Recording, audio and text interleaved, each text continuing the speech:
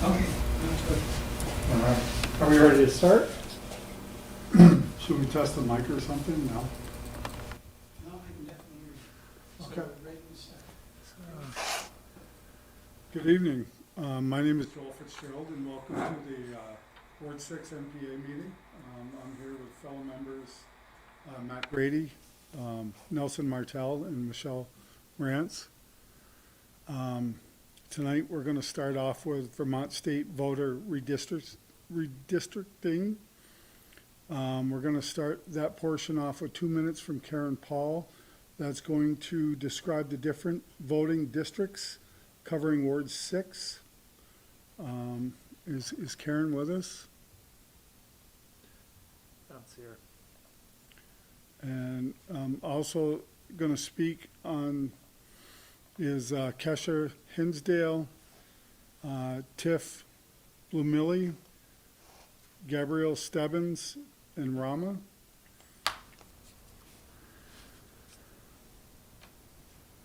So in Karen's absence, do we want to start and move forward, or do we want to wait a couple of minutes for I Karen? bet Tiff could describe the voting districts for us. Okay, Tiff? I can't see who's available. There she is.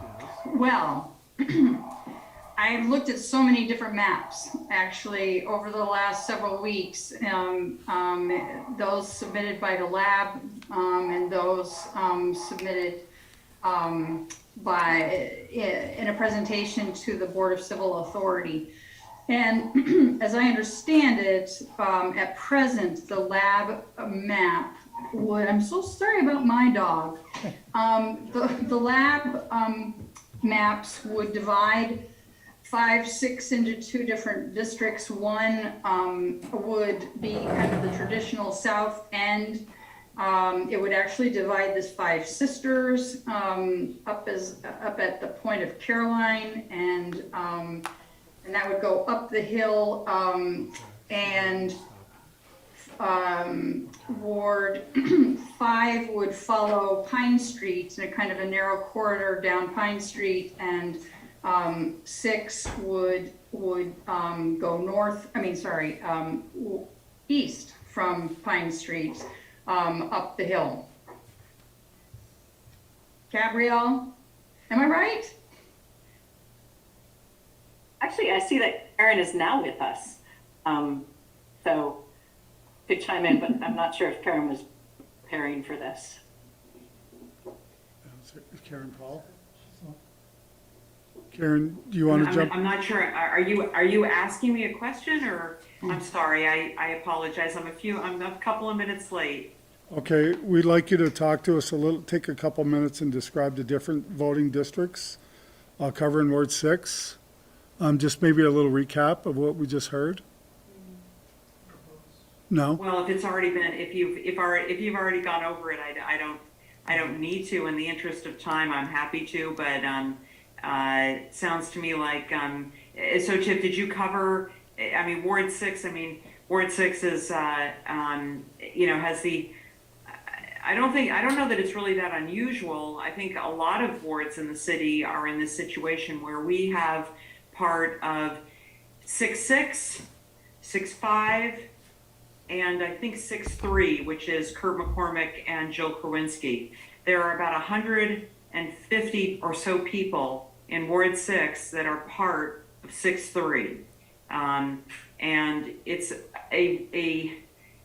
when we have in November, every 2 years in November, when we have to vote on that, we've got 3 tabulators sitting in Ward 6, and one of them doesn't get a lot of use, literally about 150 votes. So, I don't know that this will be addressed, but I mean, in an ideal world, I think it would be great if we could eliminate a little bit of that, for a variety of reasons. But that'll be up to, the Board of Civil Authority. The city and the state work very differently. The city, when we have redistricting, that then goes to the voters. In the case of the statewide, it's a completely different mechanism. The Board of Civil Authority, which is made up of the City Council and the Mayor, will discuss this at the meeting, at our meeting next week on Monday the 8th. But it's my understanding is, we only do this once every 10 years, but my understanding is it hasn't changed. It's simply us giving our input. Okay, very good. So we're going to hear from the other panelists, if they could give us a couple minutes on their thoughts, current thoughts and updates on the subject. Kasia, do you want to go next? Sure, yeah. So first of all, happy Diwali. I'm sneaking some Indian snacks here from one of my Nepali friends, and it's nice to be with all of you. I was looking at Karen and couldn't remember, Karen, if you were there for last redistricting. So I feel like I'm kind of serving as a backstop because I happened to also be in the House when we did redistricting last time, and it helps to have been through it once. It's very emotional, it's very messy. And I think the big difference that I would highlight, it helped to get to this by the end in Ward 5 when we talked about it, is the timeline is truncated. The timeline's a little shorter than it was before because we had a lot of national conflict over the census data, and it shortened the time period in which we could look at these maps and census tracts and feel confident that what we were looking at was not going to change or going to be challenged in some way. And so what that means is, there had been a more open discussion, process around what the city and city district and ward boundaries would look like.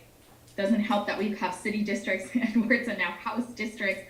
And then I don't want to complicate things further, but this is the first time in history that Chittenden County is going to be broken up into several different Senate districts. So that's also what I'm here to take feedback on and talk about, is that the Senate set in motion, and the whole legislature had to vote, but before Tiff, Gabrielle, and I got there in the last legislative biennium, they set in motion a process to say there could be no more than 2 Senate districts in Chittenden County, or essentially no more than 2 people. No, they didn't say no more than 2 people representing, but kind of districts of 2 and 3 people, essentially.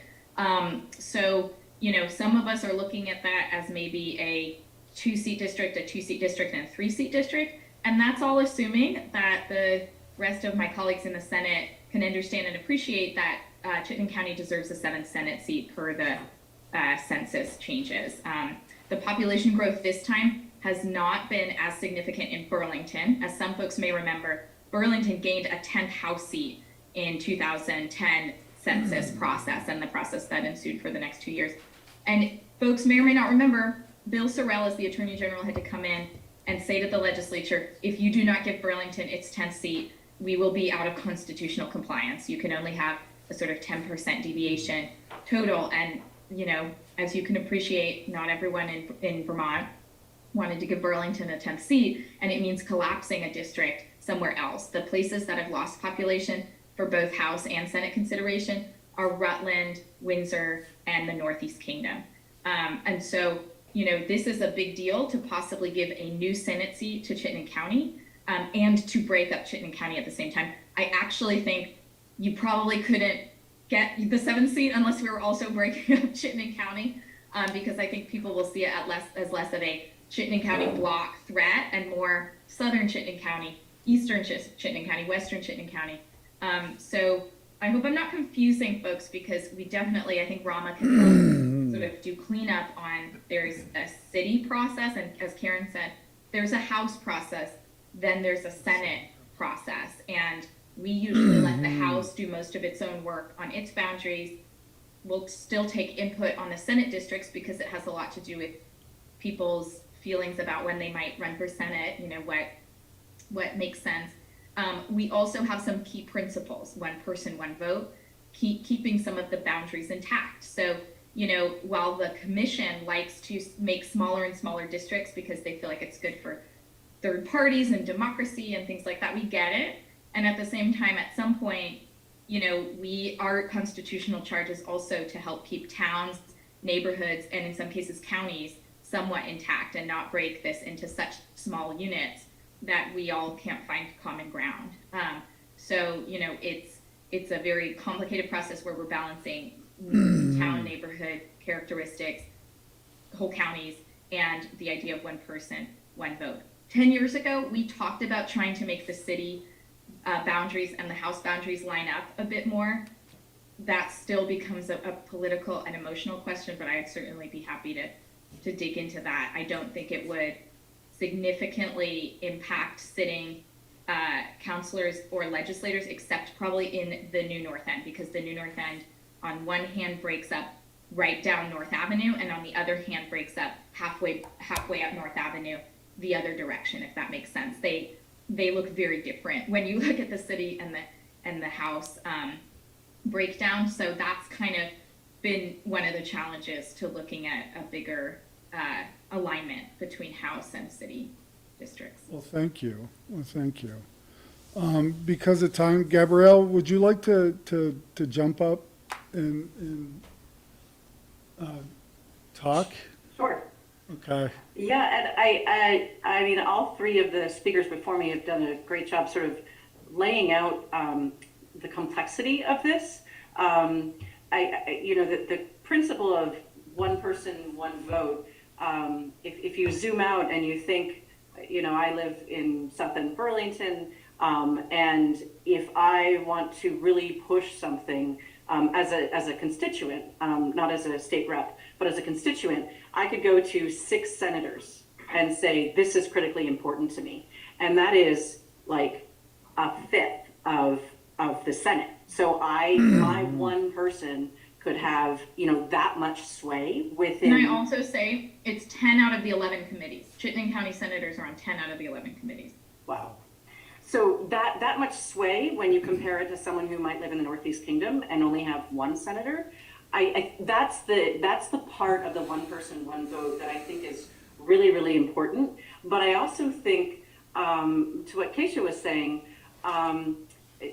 frankly, in order to make good law and good policy and good ordinances, it's important to have different voices, different constituents. And to the degree that we get smaller and smaller and smaller, we have less and less of that perhaps natural difference of opinion amongst our constituents.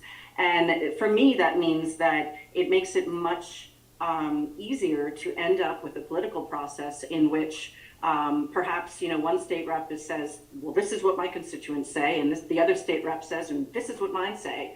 And instead of really understanding that as much as Vermont isn't as diverse as some other states, we are, 650,000 people with different views, different inputs, and different perspectives. And to the degree that we get smaller and smaller and smaller, that requirement that your elected official has to balance different constituents' feedback becomes a little bit more narrow. And I think that's a challenge. I also think personally, for me, one of the things that actually all three of us were, Representative Bloomley and Senator Hensdale and myself, we had a UVM student work on a report about how do you make the State House more diverse. And one of the things she did was look at what makes a citizen legislature and how many states have part-time legislatures compared to full-time, and what is, who can really serve. And for me, a really very different from the city perspective, at the State House, if you look at how many people in the State House, are retired and don't have young children, it makes sense why there are so many folks from that part of life, because it's a part-time job. You are expected to show up to a lot of different things, which you want to, because that's why you ran. And the pay, if you're a single parent with 3 kids, you're not running in the State House. You're not running. Like, that's just not an opportunity. So for me, the redistricting piece relates a little bit to also what is the overall makeup? What should the overall makeup of our state legislature be? And Yeah, it's interesting because it's so nerdy and detailed, but so core and critical to the process and the outcome. Well, thank you. Thank you. Tiff, will you be terribly upset if I jump down to Ramna because of time, Rama?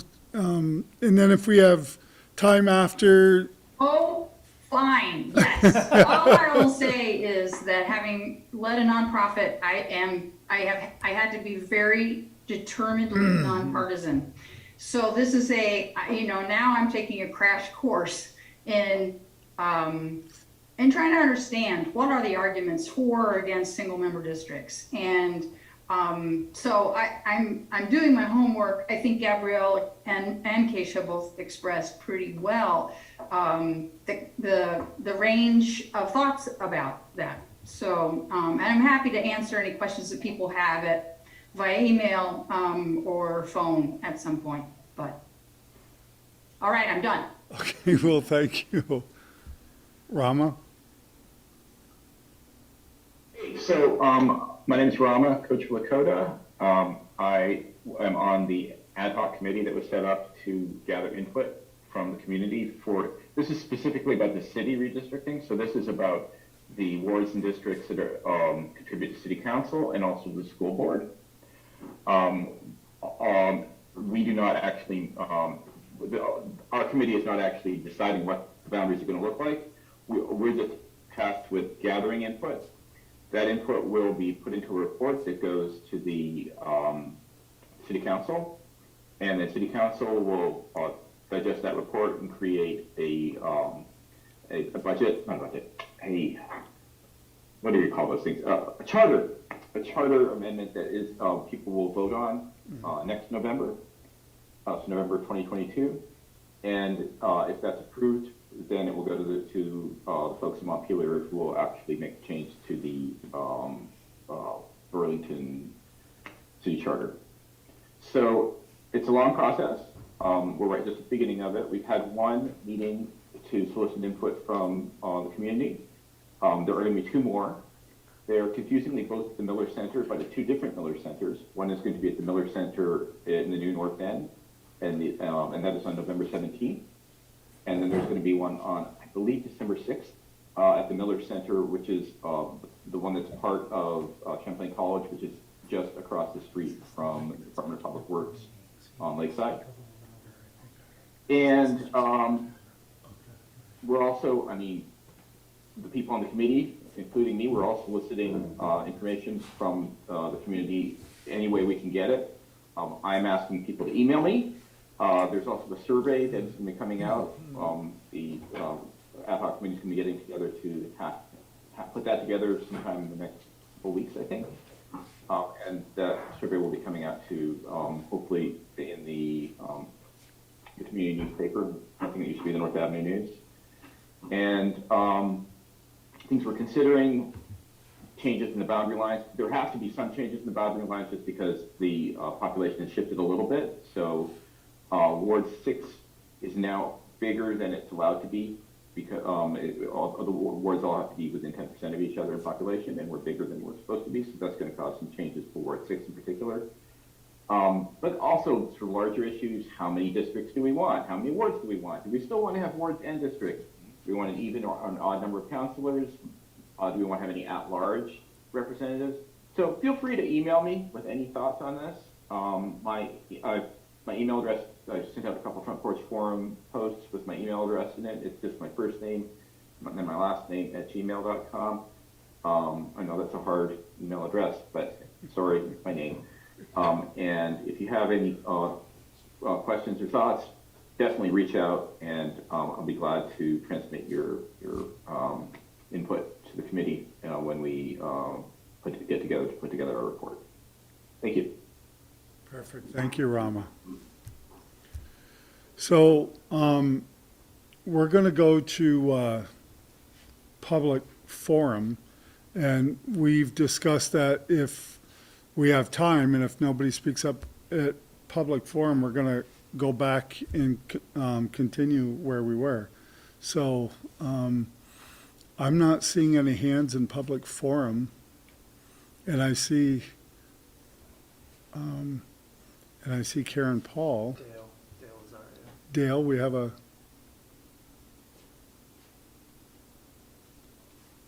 I didn't hear you, Nelson. Dale is already has her hand.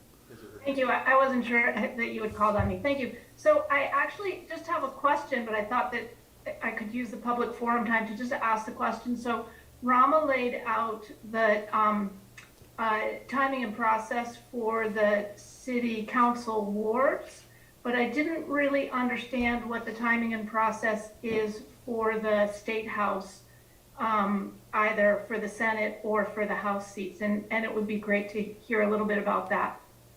Thank you. Okay. So it will run to the bitter end of session from my experience. As folks may know, we, usually serve in the legislature from January to May. I imagine, given that it is an election year and also people have to file as candidates in a big election year, we can't really draw out the session or the redistricting process because people need some sense of certainty if they want to run for Senate in Chittenden County or even city council or town government. So, it's likely to be moving toward conclusion and just a little bit of final negotiating and wrangling by April, May. And often you will have a good sense of the House map first. We will both do our work at the same time, but the House originates the redistricting map. Their process has a lot more moving pieces with 150 members, and they send it to us where the big change will be where do we make a smaller Senate district, potentially in the Northeast Kingdom or, somewhere else. I'm just sort of spitballing here.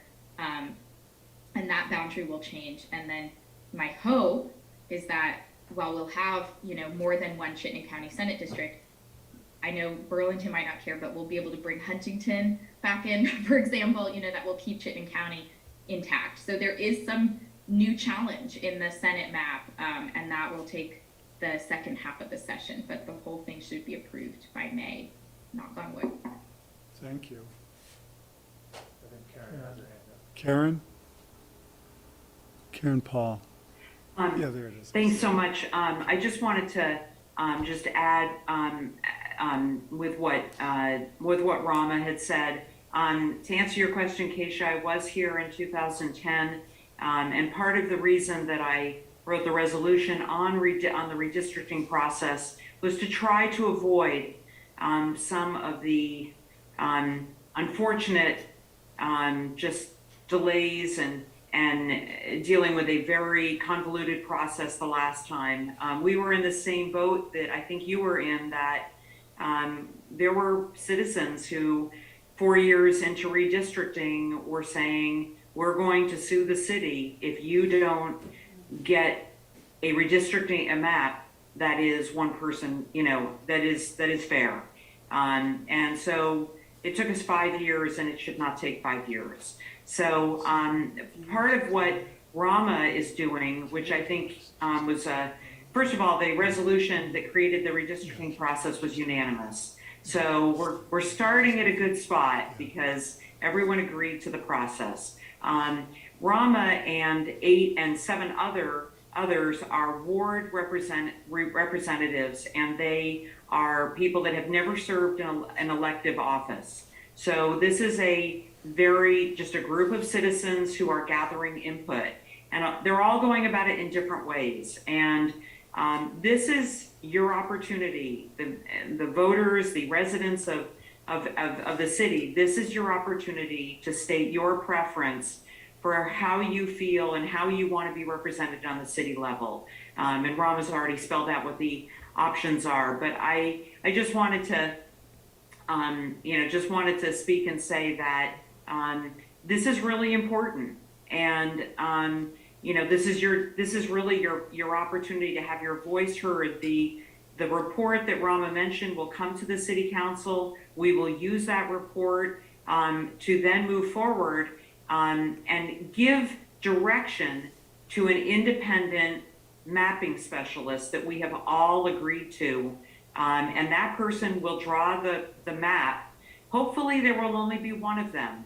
And we will then be taking that and putting that into words that will then go in a charter change. So we're hopeful that this will be done by April, and we'll be very much looking to the legislature to when you reconvene, unless you have a special session, but when you reconvene in 2023, to hopefully pass whatever redistricting map we agree to, and pass it quickly enough so that we can hopefully implement that in the next year. Because obviously a charter change has to go through you and to the governor. So, and I just want to also just publicly say, Rama, you have done an amazing job. Thank you so, so much. And I hope everyone will feel that they can reach out to Rama and give their preferences and what their desire is to see in a redistricting map. Thanks, Karen. So, Thanks. Karen, are you still there? Yeah. So Rama spoke about, Ward 6 being 10% over. What does that mean? I mean, what does that mean for us in Ward 6? I don't know that he said 10% over. I think he said it's 10%. We are out of line with other Right. wards of the city. I don't know that it's necessarily 10. He actually probably would know more about that than I would, because he's been much more in the weeds on this. But what that effectively means is that we're probably going to see Ward 6 redrawn. Years ago when I first ran, Ward 6 included the Redstone campus. Now it doesn't include the Redstone campus. We added Ward 8. There's talk about, do we need Ward 8? Do people want 2 representatives? Do we want to go back to the system that we had prior to 2015? Do we want to eliminate districts? Districts were absolutely a compromise to get to 7 votes on the council. That was the reason for districts. Some people like them, some people don't. But again, this is your chance to state that preference and have your voice heard. And I hope that we will hear from a lot of people. Okay, well, thank you. Thank you. We have about 2 minutes left. So if anybody else wants to comment or ask a question. I'd like to ask a question to our state senator and representative. This is Matt Grady.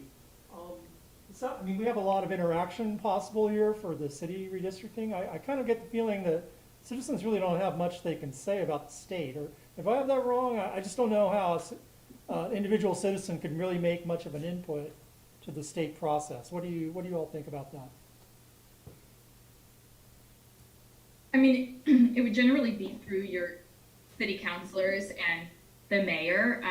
I was recounting that in Ward 5, when we have a sliver of Burlington that is in the Winooski district, and I had been there for a couple of years. Chris Pearson had been there before. We were the 2 legislators there. We really wanted to pull that sliver back in because it's very confusing and complicated for those neighborhoods. And there were 2 housing complexes, one mixed income and one affordable housing complex right on the river. And we thought that those are very discrete, and we could, make that the piece that helps Winooski be whole, right? Because they had to take something from Burlington for it to work. Mayor Kiss disagreed with us, for better or worse. Like it wasn't that emotional for me. It was for those neighbors who really felt like kind of left behind on that side of the river. But, Mayor Kiss disagreed. He thought that would discriminate against the low-income housing complex there. And so he fought that. It was bipartisan on our side. Chris Pearson and I agreed. But Mayor Kiss fought that, and that was, that ultimately, was what happened, was what Mayor Kiss had proposed. So, the city does have the ability to make its own separate arguments from the legislators and potentially have those carry the day. So the BCA, your city councilors and your mayor do have the ability to disagree with legislators and have the larger legislative body listen to that. I'm putting a plug back in for giving that neighborhood back to Burlington. Winooski has grown, so maybe there's a chance we don't have to have the same bargain this time around. But it's little things like that that can be, a big fight, frankly, between the city and your state officials. And again, as people have noted, at the end of the day, then it happens, and a lot of people never knew what the boundaries were before they changed. So it's we really appreciate people like Rama and others being so engaged. It gets very emotional for a very short period of time, and then afterwards, 10 years later, we sort of do this all over again. And in between, a lot of people have no idea that we ever had such a big fight about these things. That's my experience a decade later. That's interesting. Thank you very much. Thank you. Yes, So that ends our public forum time. Next up at 7 o'clock, we have Brian Pine. Is Brian with us?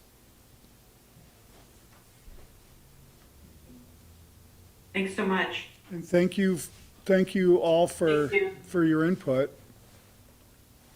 Sorry, we have another meeting. Thank you. Okay, well, thank you. All right, well, There we are. I will get into my presentation's very brief. I'm Brian Pine, the Director of the Community and Economic Development Office of the City of Burlington. Tonight, you all, one of the items on your agenda, and I was asked by your steering committee to provide an update on City Place Burlington. What I'd like to just start with is, I'll use that term, City Place Burlington, or just City Place. It includes the developer, Devonwood, Don Sinnix and his team, but also the local partners who you may all have heard about, Scott Ireland, Dave Farrington, and Al Senecal. So I think it's a good starting point to just point out and note that City Place Burlington is a private development project on private property. It also includes a public portion, which is the public improvements, which are primarily the reconnection of our downtown streets and sidewalks on both St. Paul and Pine Street. The City Place Burlington group has entire control over the property, with the exception of the public right-of-way, which I can talk about in just a few minutes about how that has developed and worked out according to plan. So the development is really theirs to commence construction, to secure financing, to both begin and complete. It's really up to them to build the project. I think folks have often somewhat conflated the city's role here and thought that the city is more actively involved in the actual development of the project. And in September 2020, not going to go back too far, but I'm just going to point out that the city filed suit in September of 2020 to compel the developers to meet their obligations under an agreement that we refer to as the development agreement.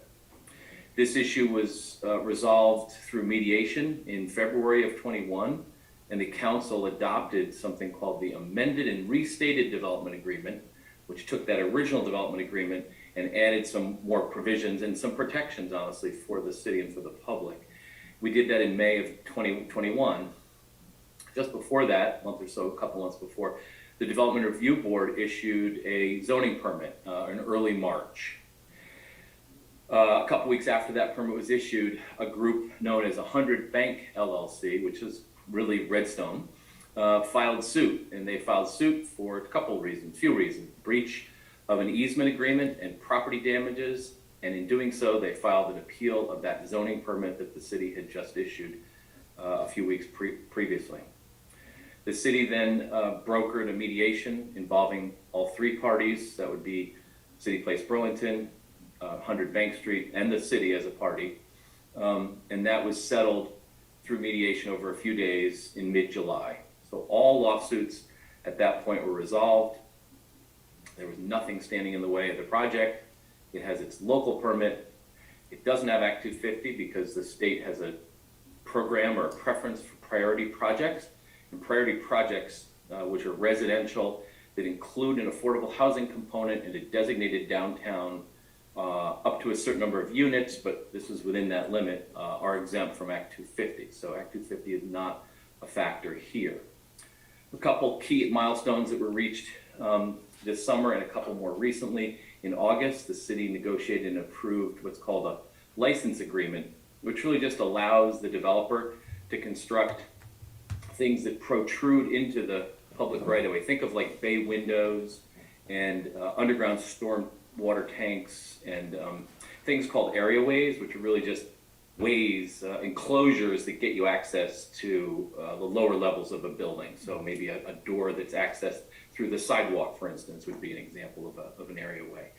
Those were all approved through a license agreement, a stormwater memorandum of understanding between the city and the developer that really provides a pretty high level of benefit in terms of retention and treatment of stormwater on site, which most downtown development hasn't done that. So this is really kind of a best practice and a bit of a trend setter. That MOU is now executed. The developer is legally bound to build the streets and sidewalks either as part of its project or separately if the project does not restart on time. And I'll go through the schedule, which defines what on time means. But just think of the end of 22 as the drop dead date. That's sort of an important date to think about, as December 31st, 2022. So the schedule going forward from here is roughly along the lines of a end of 21, there must be a design submitted and approved for the public improvements. That's be the streets and the curbs and the sidewalks and the street trees and all of that. There must be a contract for construction by the end of the first quarter. So in other words, by the end of March of 22. That construction contract must be for at least 50 million. The city wanted it to be significant enough. It may not be the entire project, but it'll be a substantial portion of the project will be under construction by then. And the TIF package needs to be approved in TIF bonds issued by the end of the second quarter of 22, so the end of June of 22. Again, the outside construction date for the whole construction project to commence is the end of December 2022, just over a year from now. Failure to meet these deadlines has the potential to trigger certain legal actions that are spelled out in the ARDA, the Amended and Restated Development Agreement, but I won't go into what those are. We hope that doesn't happen, but you have to hope for the best and plan for the worst. City Place Burlington is currently seeking financing in the marketplace, and they hope to begin construction in this coming spring. But again, as I stated at the beginning, that's their piece of work and that's on their timeline, and we don't really have too much visibility into how that part is going. So that sort of sums up where City Place Burlington is at right now.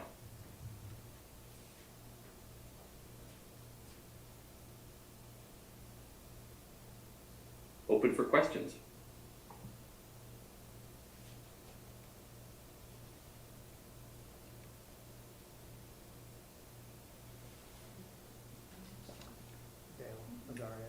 What's that? Dale Azaria has a question. Oh, Go ahead, Dale. Go ahead, Dale. I see your hand.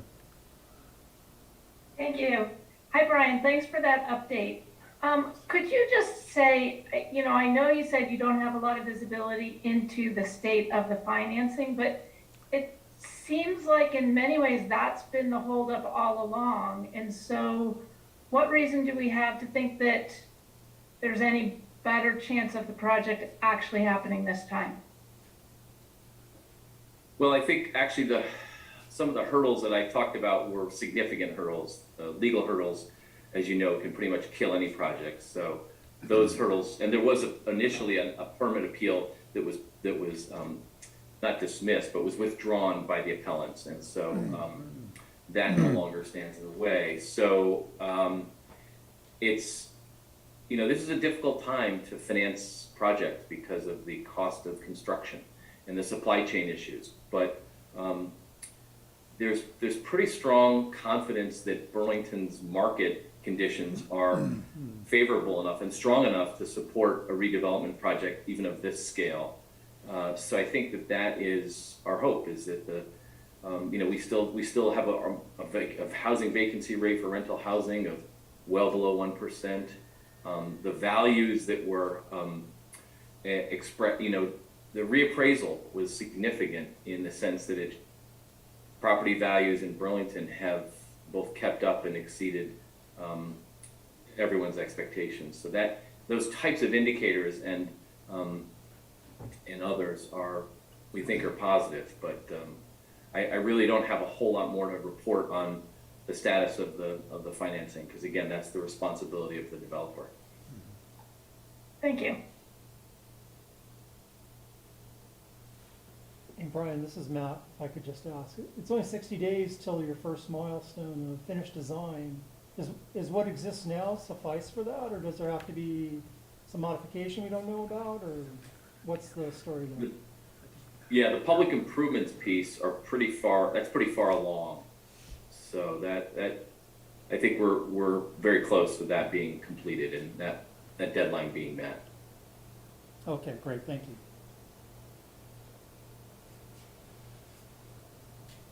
Brian, I'm not sure quite how to ask this, but I thought that the 3 local investors partnered with Don Sinex to make this project happen, that was an injection of viability for the project. I'm surprised then that we're back at a financing hurdle. Can you comment on that? Well, I think I don't know the exact breakdown of ownership interest, but I think it's somewhere in the neighborhood of 70% still in the hands of Devonwood and the members of that LLC. So I think they're still driving the project. It's really theirs, primarily, although the local partners bring a important local dynamic to the project and to that partnership. They have lots of local roots, they have local presence in terms of having built projects and having been through permitting and building processes here. So I think what we have with the local partners in the project is again, a local aspect of the project that increases their chances of coming to fruition and going along as planned. But the involvement of local partners by itself is not a guarantee. Okay, thanks.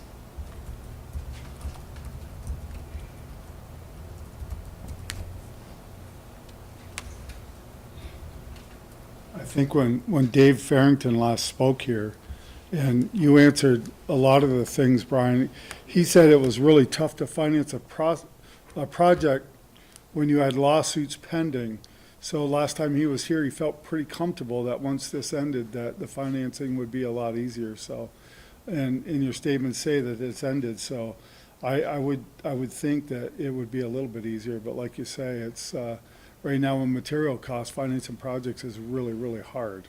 So I was a little surprised by if I got the timeline right, we go from March 22nd to December 22nd for a project this big. I think that's a pretty tight timeline. Do I have my timelines right? Did I get that right? Yeah, the construction start date is the end of 22. So, yeah, I mean, when you referred to March, that's essentially that's a contract needs to be executed for at least $50 million in construction and development costs. So that's that milestone by the end of March of 2022. Yeah. So Brian, as director of CEDO, what is your confidence level for this group bringing their project to completion? Well, I'd say the time is really the enemy of getting projects done, and so the more time that passes, the the conditions change and a lot of the assumptions are somewhat challenged and sort of ground tested. And however, one would argue that the pandemic has changed the market so much so that if the project had gone ahead as originally envisioned with a significant, I think it was over 200,000 square feet of office space, there would be a serious problem in our downtown with a building that essentially could not necessarily remain fully occupied. And so in some ways, the redesign and redevelopment plan now with residential is a bit of a blessing in disguise, the fact that it was delayed for that long. I think, again, the market fundamentals here are incredibly strong. The housing market, as anyone will tell you who's in the development business, every unit that gets built is the demand for that unit. There's an article today about the Doug Nettie project on Pine Street, and he got hundreds of applicants for 50 new apartments, literally hundreds of qualified people. So the demand is there, and I think that's probably the most important thing. The market is strong, capital is incredibly cheap, interest rates are really low. I think that the conditions are pretty good for seeing this project move along. Thanks.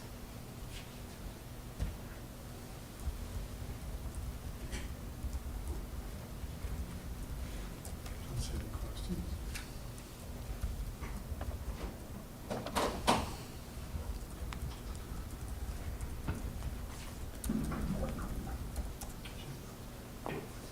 Well, thank you, Brian. Thank you for your time tonight, and we'll certainly have you back as as the project gains steam and gets going. All right, anytime. Thank you. Thanks. Thank you. Have a good night.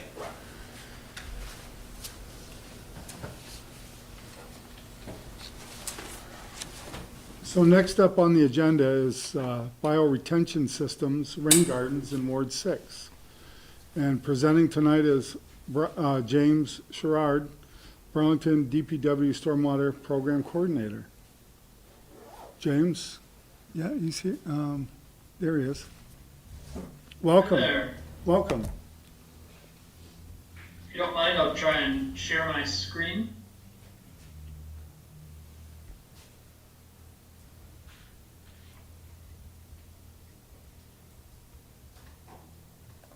Was that a success? Yes. Yeah. Great. Well, I'm happy to be here tonight. Thanks for having me. Again, my name is James Sherrard. I'm the Stormwater Program Coordinator here at the City of Burlington. I'm going to talk about the bioretention systems recently installed in Ward 6. I was asked to give about a 10-minute presentation, and I think we're going to be able to hit that tonight. Let's see. I can click through here. Quick presentation outline. Give folks on this at this meeting a little rundown of the Burlington sewer system, some about our integrated planning, the grant funding that was utilized for this project. Talk about why we cited the Ward 6 locations where we did. Talk to you about bioretention, what that is. We have some construction photos from the systems that were chosen to be placed here, and then we can talk a little bit about the data that's being gathered to look at what these systems are doing for the city, and then open it up for Q&A. So I'm not sure if you can see my cursor here on the screen. If not, We can. looking over to the left here, we have a purple area right in the middle of the city, and then a small triangle of purple below that. There's other dots of purple around there. What that is indicating is the combined sewer system that contributes to the main plant. So the area of the city where we constructed these systems, this purple triangle, that contributes to the main plant, and that also contributes to the Pine Barge combined sewer overflow. We'll see that triangle again later on today in this presentation, but it'll be red next time. Running through some of the attributes of the city, many of you are aware of, we're surrounded by the lake and the Winooski River. Those are the locations where our overflows eventually discharge to. While we historically get about 36 to 40 inches of rain, Unfortunately, climate change is trending in less frequent, more intense events, not ideal for managing stormwater and our combined sewer systems. Obviously, depending where you are in the city, you might have, clay soils and high ledge, or really great soil, sandy soils for infiltration. We'll talk a little bit about that as well, and how that influences our decision making. About 30% of the city, about 37% of the city's impervious area is sewer, and 26% of that is treated through that combined sewer system. That's all to say in those percentages that a lot of the city has to deal with the realities of combined sewer. A few other facts many of you already probably know. We have 3 separate wastewater treatment plants. We have 5 combined sewer overflow locations, although there are only 2 or 3 that are really all that active anymore, which is an improvement from years ago when there were about 12. We've been around for a while. We have a 100-year-old system that we inherited from our predecessors, and we're still trying to manage that. And again, a lot of infrastructure, 3,000 catch basins, about 53 miles of separate storm, 46 miles of combined system, and well over 100 outfalls in the city. We're a municipally separate storm sewer system, which is the MS4. It basically means that we have to meet permitting requirements from both the state and the feds. That's important with regards to the integrated planning that the city's part of, and I'll talk about that a little bit next. But the fact that we're an MS4 community and we have the particular complications of we're a combined sewer system on the image on the right here that has the overflow and commingling runoff. There are a lot of different permitting requirements that we need to tackle, a lot of complex issues, and they tie into the integrated planning effort, and again, to the systems that we recently installed. I'm not going to read everything here. There's 2 really big takeaways. Integrated planning was started in about 2012. It's an alternative permitting procedure that the EPA has allowed Burlington to contribute in. And basically what that means is Burlington has wastewater requirements, stormwater requirements, various water resources requirements. Instead of dealing with each permit individually, which is likely more costly, they're allowing us to do a holistic approach. We can put everything under the umbrella of integrated planning and try to meet all of our water quality goals in one fell swoop. Looking down to the types of water quality regulations that we have, I highlighted that bullet number 4 because one of the key components is addressing combined sewer overflows. So these are metrics that we need to tackle for our permitting requirements, and the systems that, again, we're building Ward 6 this past year directly address that need. I provided the link at the bottom of this particular slide. Happy to share this presentation. Also, if you Google City of Burlington Integrated Planning, you can find a website dedicated to that with more detailed information. This project was really quite impressive. The city applied for about $1.25 million in state grant with 0% match. That means free money. We actually ended up being awarded about $1 million of that, and that is supporting this project. So city staff were lucky enough to receive that from the state, and that's really kind of incredible because that's $1 million we're spending towards managing our CSOs that we don't have to fund internally. A little bit about the 2 separate phases. Phase 1, the South End projects. They help meet some of the performance metrics for this grant, which we're building at least 12 systems and treating 15 impervious acres. In the South End alone, we built 15 separate systems, treating a little over 6 acres. The next phase is going to be moving to the Old North End. We're going to focus more on subsurface storage in that area because the soils, the sands there, are really supportive of that sort of technology, not so much in the South End. Excuse me. And we're going to be treating about another 8 or so acres up there of impervious through that process, still under the same grant funding that was utilized for these projects. Remember I mentioned that triangle that we saw earlier? They're highlighted in red now.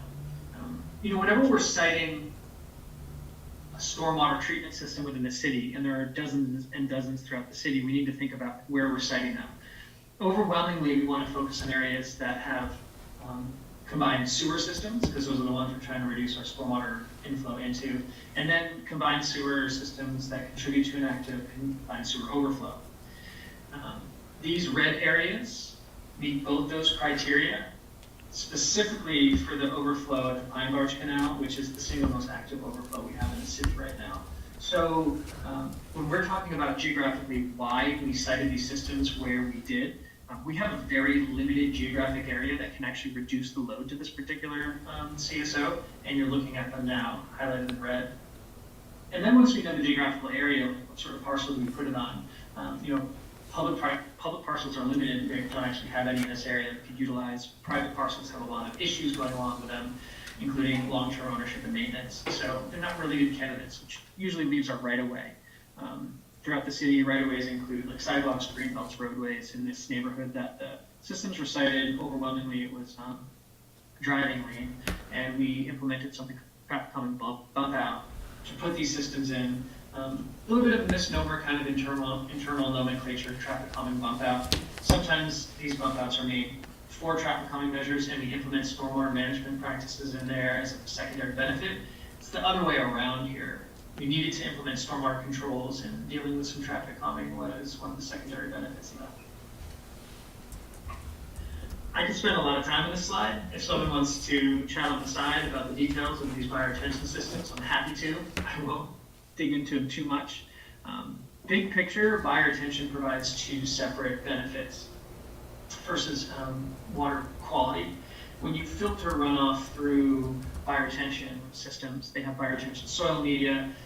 It's a very porous, supportive of infiltration and filtration. When runoff passes through that, it pulls out things like phosphorus, which is really important for elation, clean phosphorus, TBL, and sediments and metals and hydrocarbons. So that's a quality aspect, which is really important. For this particular area, though, we're really interested in quantity mitigation. And what these systems do is help us both infiltrate runoff, so it's out of the system entirely, and detain runoff, like make it late. Both those things help us reduce the potential for CSOs. The difference between these two you can sort of see, and I'll use the pointer if that's something you can see on your screen.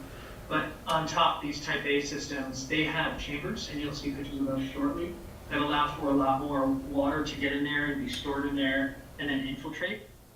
It's basically a big void space for all that water to get into. And these systems were sited on sandier soils, the better soils in these neighborhoods. The system on the bottom is very similar, still has infiltration capabilities, but not quite as much.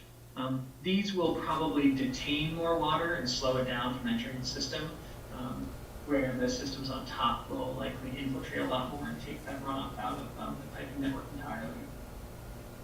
Now I'm going to show you some pictures of those. So type A first. These are the systems with chambers. A little more design, a lot more engineering, a little more complex to build. As you can see, we're sort of navigating around some subsurface utilities that we found here. But sort of from left to right, we excavate. You can see the really nice sandy soils in this particular area. Put a subbasic gravel, put in the treatment system, the subsurface infiltration system rather, and then the picture on the far right is just, you get to look down the pipe. It's an empty pipe. During the storm that will fill with water and some sediments that will fall out. Further along in construction, this is all the same system. We begin to fill it up with gravel, we'll put the curbing in. The bioretention soil media is underneath this pea stone mulch, and then eventually you get the final product. I should have mentioned earlier, this is on the corner of South and Eagle. It came out really nice. We'll jump on to the type B systems. So on South Prospect, again, we excavate. That gravel is to support the curb. When you go to the middle picture, we're actually putting gravel and wrapping it in a blanket. This is where the water will go in and get stored and detained. On the far right here, this is a drawdown pipe that's perforated. It'll help the catch basin here at the end actually draw down over time and have to add a little more storage volume in the system. As we keep going around, they wrap that stone up with a blanket, downwoven geotextile. We fill it up with bioretention soil media and pea stone mulch, and then we plant it. And those are the systems.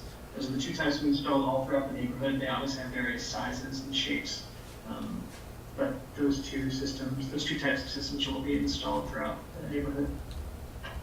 And lastly, data. Nelson asked that we touch on this briefly, and it will be somewhat brief. We do monitor all of our combined sewer overflows locations. We actually didn't discover the pine large canal one, which is the one that this particular area contributes to in 2015. So those red lines show that we have about 5+ years of data. We don't have good 2021 data coming in yet and analyzed yet. But those 5 years of data are what we have to compare for the eventual impact of systems like these and future systems that we have in the works to install in these areas. But we'll just like to make one note about the changing climate and the weather patterns we're experiencing in Burlington. I live in Burlington. I don't know if you all have experienced this, maybe driving from the old north end to the south end or the new north end to the old north end, but you might be driving in an incredibly intense storm, and then you'll just drive out of it. We're experiencing microbursts throughout the city, and because we do have ways of tracking and monitoring these different overflows, it's interesting to see how a microburst that hits in just the wrong spot at the wrong time might trigger an overflow, where similar microbursts just farther north in the city where there's less combined systems may not have any impact on at all. These microbursts and these storms are coming actually with greater intensity. Intensity is depth over time, inches per hour. We're unfortunately getting fewer storms, but more intense storms, which means they dump more rainwater out in a smaller period of time, which is actually the worst case scenario. Those are the hardest ones to handle. In about another 5 years, we'll have another 5 or so years of data to compare to what we know about the Pine Barge Canal currently, and hopefully we can start to see positive trends. And with that, record speed, I believe, happy to take any questions from the group. So, James, I just want to comment on the job that Ireland's did constructing these.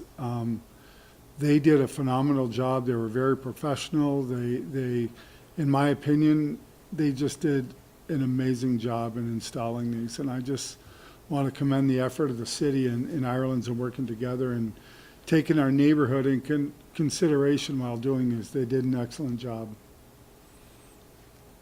Thank you. We worked with SD Ireland on that. They did a really good job.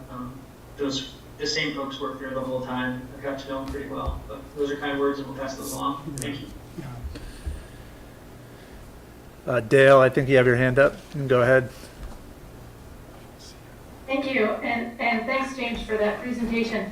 One of these bioretention ponds is right in front of my house, and I am thrilled to be part of this project and part of the solution. I really do hope that it makes a difference.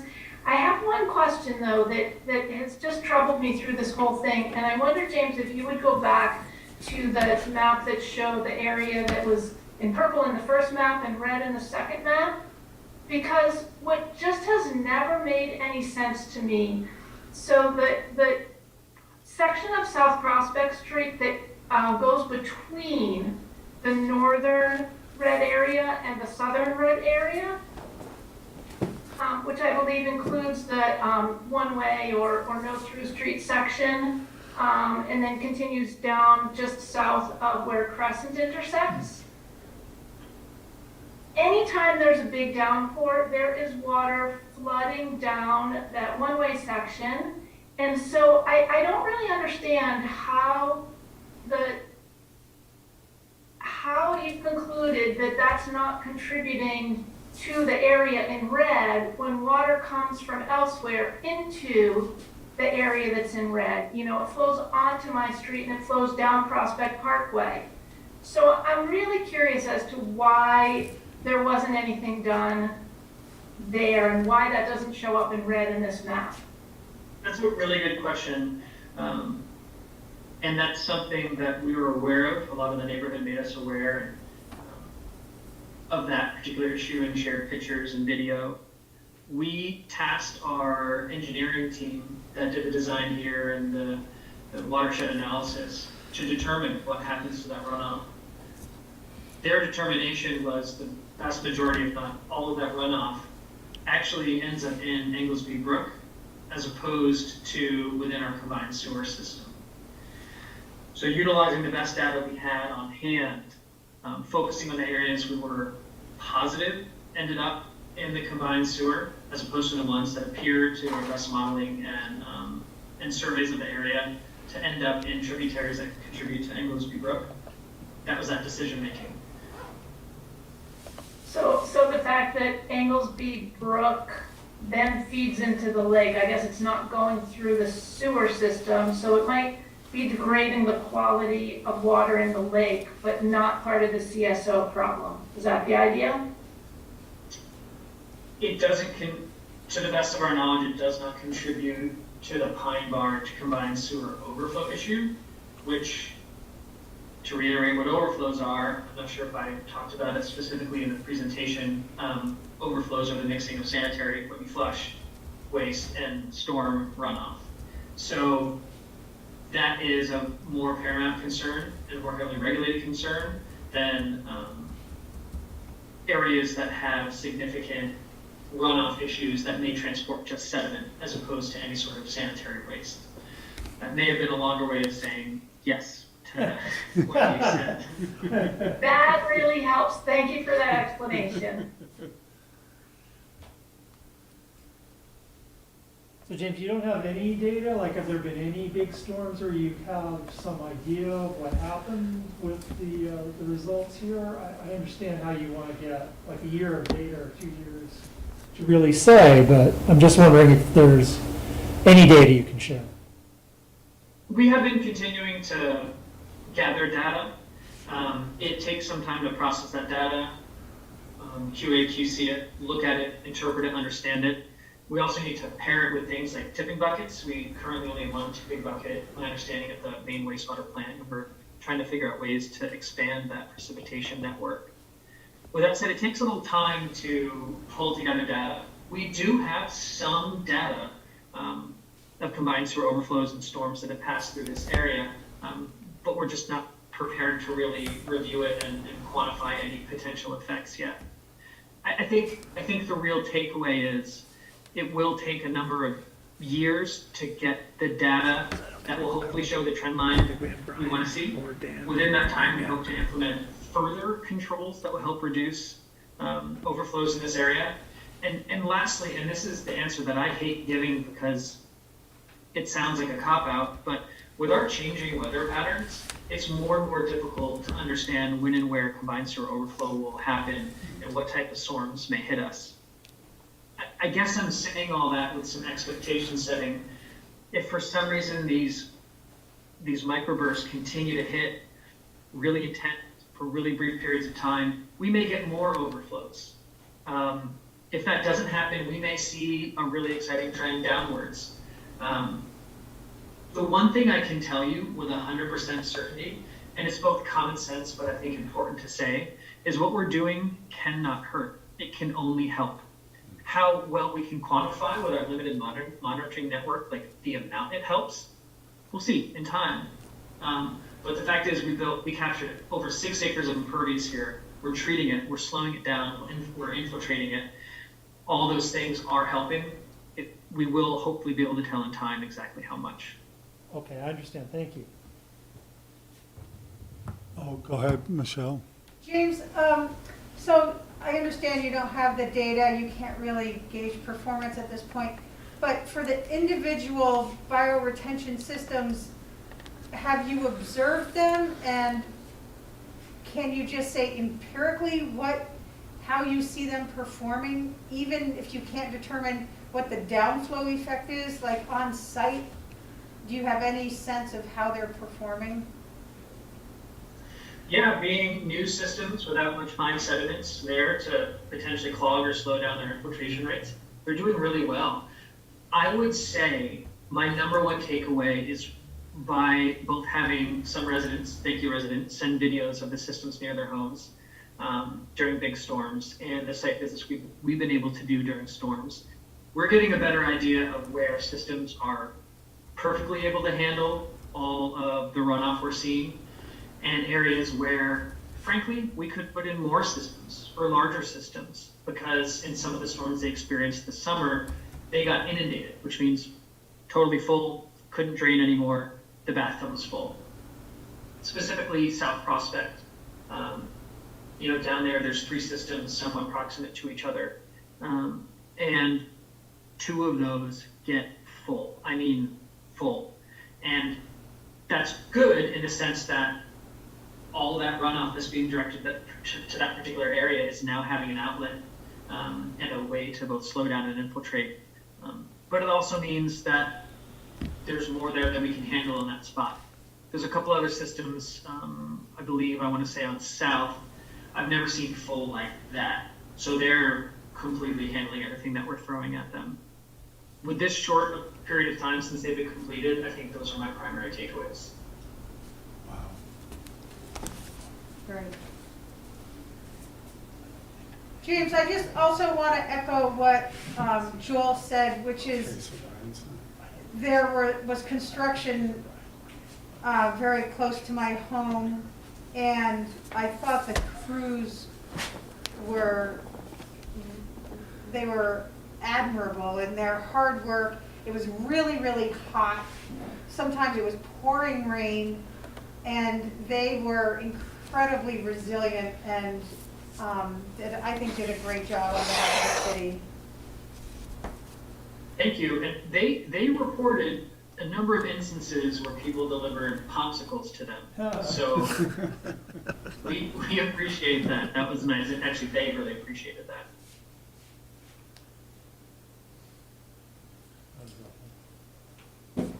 Yeah, okay. Well, thank you. We're out of time on the subject, and, hopefully we'll see you again for an update in the spring. Thank you all. It's a pleasure to be here. So, Let's see if I can stop sharing. Which may be a technical challenge. There you go. You're good, thank you.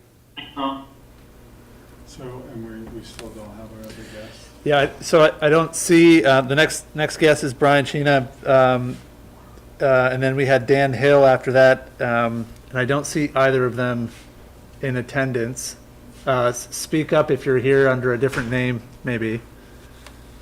Yeah, I'm here for Dan. Okay. Couldn't make it this evening. Okay. Okay, so, request for crossing guards. Yes.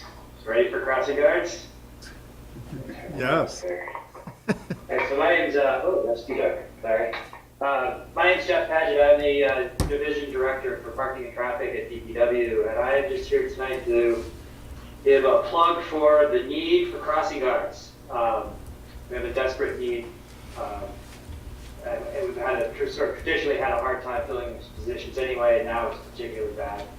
We have 33 locations throughout the city where we post crossing guards. Right now, we've got about 15 people in those slots. So we'd really like to get some more folks out. So we wanted to get the word out that there are slots available, and just give a quick rundown of what it is to be a crossing guard.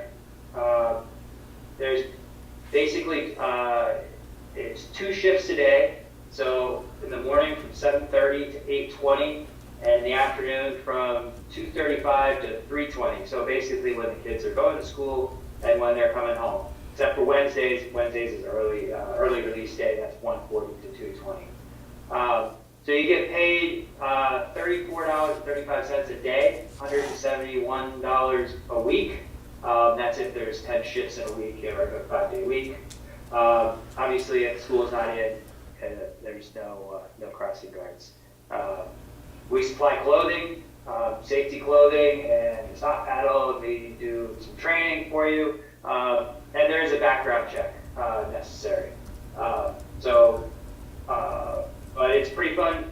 It's a pretty fun gig for the right person to be out there with the kids every morning and every afternoon, helping them get across the street safely.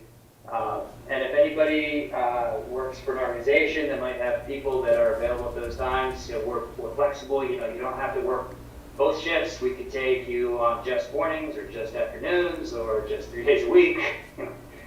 We want to fill these spots. If there's any groups that want to do sort of adopt a crosswalk or anything like that, we'd be willing to work with people, with groups, organizations to figure out a way to help get these positions filled. So that's my pitch. I don't know if you guys have any questions or. Jeff, I just want to let you know, we'll post your flyer in our minutes and on the website, so, it'll be available. to That's everybody. I have it, so. That's great. We're all set with that. That's great. Thanks a lot. Sure. Yeah, we're gonna try and get around to all the NPAs over the next 4 weeks, 6 weeks, whatever. And just start pushing the word out. We've advertised, North End News. We've advertised on the radio, and so we're truly just trying to get it out. So I appreciate you taking the time to listen. So, Jeff, when I worked for the Burlington School District, at times there was conversations about both departments working together on crossing guards. This has been a problem for a long time, and I wondered if there's any of those conversations that continue or any. Yeah, we've reached out to them a number of times, and they have their own staffing challenges. Yeah. And those are busy times of the day for them too, because they're trying to get all the kids in and kids out, and the perfect person for this would be like a paraeducator type, but they're busy with the kids on the school property at that time, and so yeah, they are having staffing challenges just like we are. So yeah, we've explored it for sure. So Jeff, did you say how people can get in touch? Sorry, I didn't say. Yeah, so best is to email Dan Hill.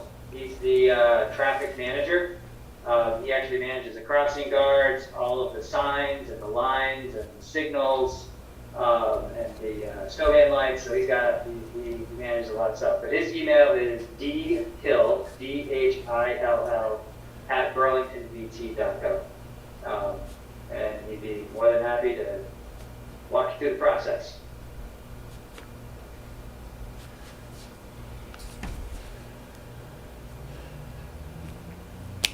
Okay, well, thank you, Jeff. So there's, Oh, go ahead. thanks for the time, and thank you. I will sign off then, unless anybody has any more questions. Thank you. Great, thanks. Thanks, Jeff. Our last guest, are we good? Yep. Okay, so next up is a pre-application meeting to review residential conversation of South Union Street commercial space. And it's Rachel and Serena Fernari, and they're the applicant. That's us. Wow. Welcome. Hi. Hi. Thank you so much. We are sisters, Rachel and Serena. We're both residents of the city, Ward 8, Ward 1. Thank you for having us. We are exploring the possibility right now of converting a property at 253 South Union into residential. And so we have come to gather neighbors' feedback. I'm going to share my screen.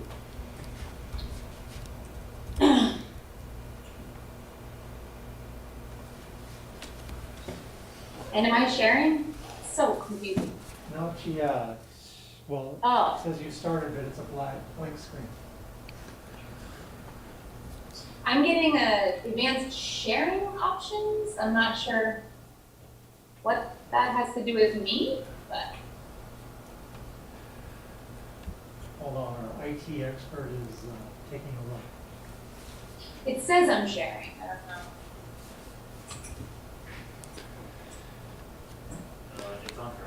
Maybe stop sharing and try again.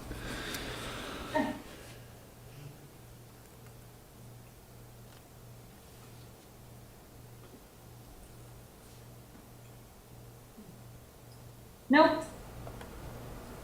I don't know. It says it's sharing.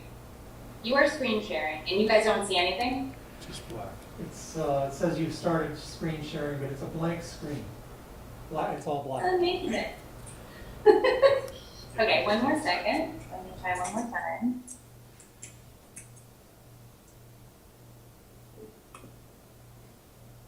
I practiced, guys, before we came on. See if this one works instead. There you There go. we go.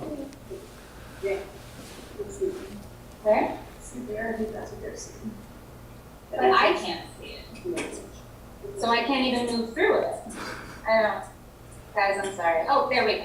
Okay. All right. Yay. So this is 251, 253 South Union. These are, views of the existing building. Portions of the house were built in 1848 and are on the National Historic Register.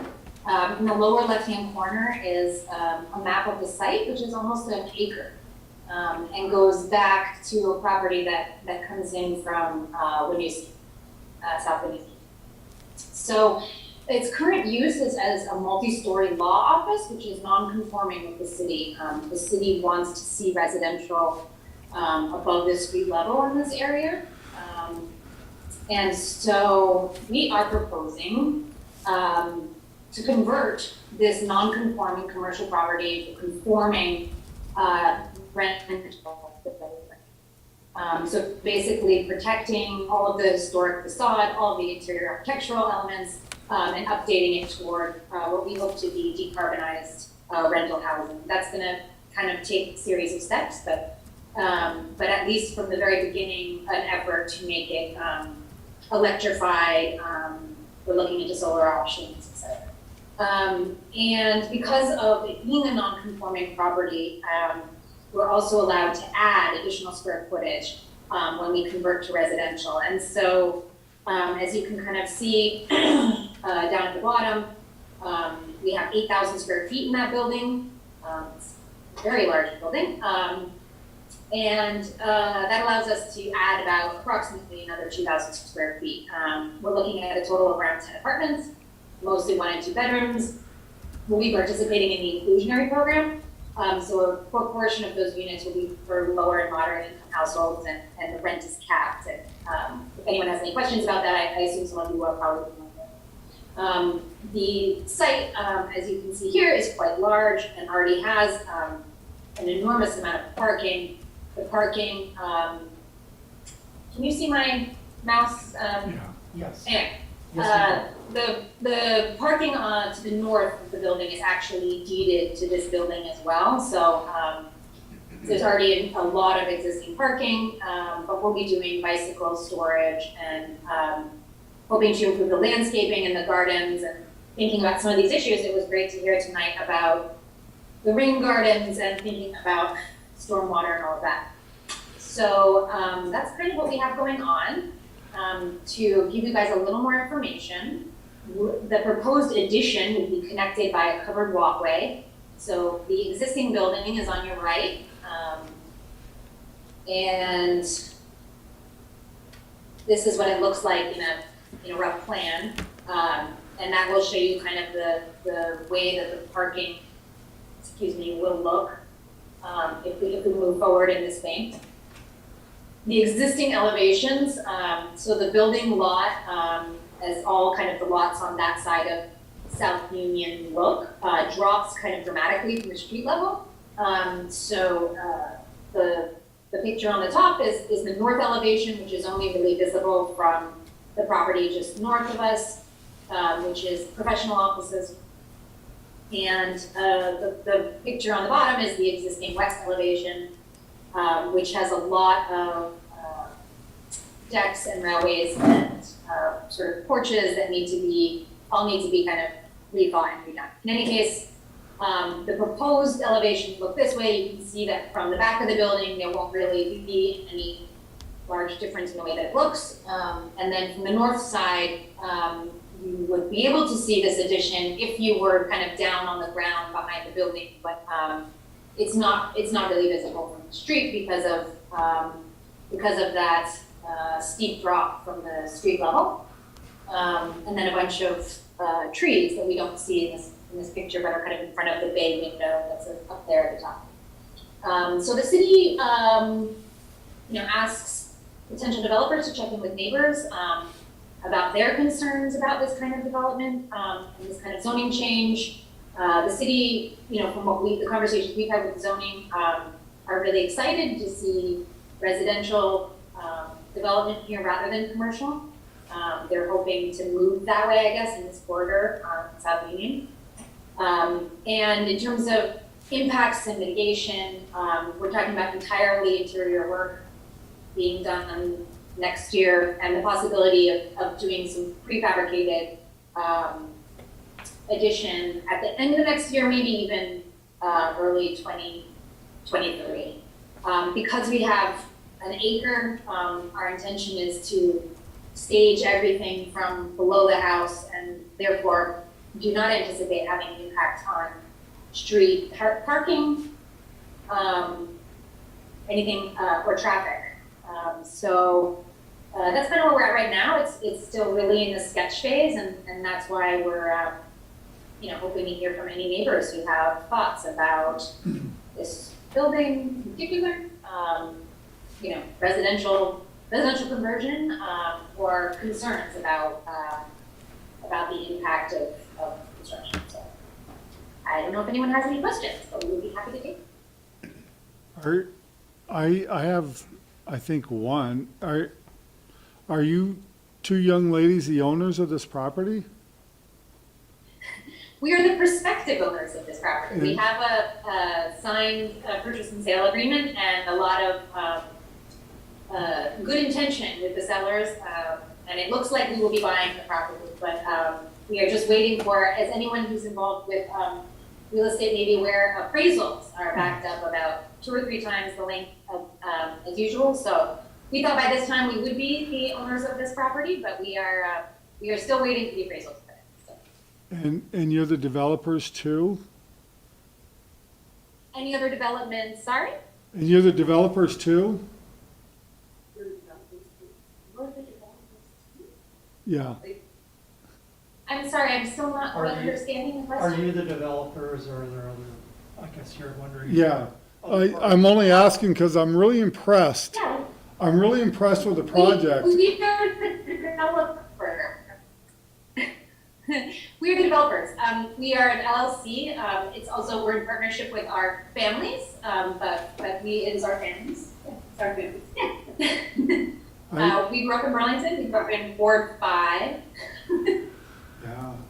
And both have a couple of buildings, small landlords, and decided they're interested in the idea of building something more interesting and exciting than. This is really impressive. I have a question. We have a question from the audience. Hi. Yeah, so I'm a neighbor of yours, so we can talk about that. I'm the adjacent property on the north side. Oh, great, yeah. How you doing? I'm Bob Myers. Bob Myers. Bob Myers, Yes. wonderful to meet you. Nice to meet both of you. I am concerned about the right-of-way that you've been talking about. So that will be a concern that I'll have as this goes forward. Yeah. And sure. So, yeah, that's really, I think, so far what I see, I know that there's a fair amount of land, so it's fine that it works within the city. Again, my concern is the impact on my property, my parking and driveway. Right. So. Great, thank you so much for bringing that up. We'd love to talk to you, and certainly want to move forward in a way that respects that deeded access, and figure out a plan that works for everyone. Because as you mentioned, there's a lot of land and ways that it can be organized to make sure that that everyone comes out of this really happy. So. Correct. Thank you. Yeah. Is the property currently occupied as a law office? Sort of. They have downsized significantly over the last few years, and it's been law offices for about 100 years, and the partners had an arrangement where they bought it and sold it to each other as the partnership changed. And so the remaining kind of 2 partners who've been working out of this building during the pandemic have decided that they don't need offices, and they certainly don't need this building, this 8,000 square foot building. So, so there's still 2 partners who are kind of coming into the office and using it, and so it's not totally empty. Okay, thanks. Yeah. Actually, I'll ask another question, which is, when do you hope to begin construction? I know you're waiting for the sale to go Yeah. through. What was your desired start date for construction? We are hoping to, we're hoping to begin construction in mid-January, late January at the latest.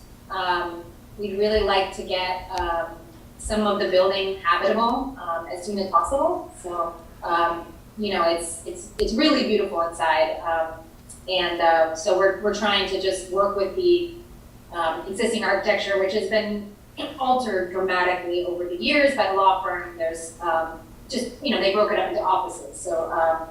So it's sort of reestablishing the zones that were kind of there originally, and then adding kitchens.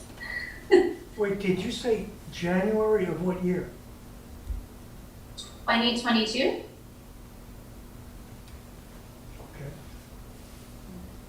Are you That's gonna, when work would be, that's when work would begin on the inside. Interior, yeah. But the picture you saw that had an addition, that wouldn't probably start for another year. Our idea about that is probably to do a prefabricated addition, so it would be kind of dropped on site, and so there would not be a lot of like external work at the site. It would be a lot of interior work. will there be any owner occupation on this site? It's a good question. We're not thinking right now, but we both live nearby and think it's quite beautiful. So we've talked about it. We're both quite inspired by the history of the building. So we hear from the partners that there's some lovely lake views from the back in the winter.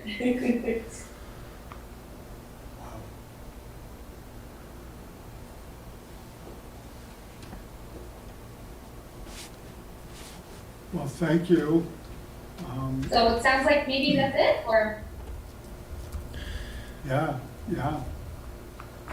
okay. Well, if anyone talks to other neighbors who have any questions, the NPA committee has our contact information, and we would be happy, more than happy to talk to anyone. So please don't hesitate to reach out. And Bob will be in touch with you. Thank you very much. Thank you. Nice meeting you. Yeah, really nice to meet you all. Thanks. Have a good night. All right, thank you.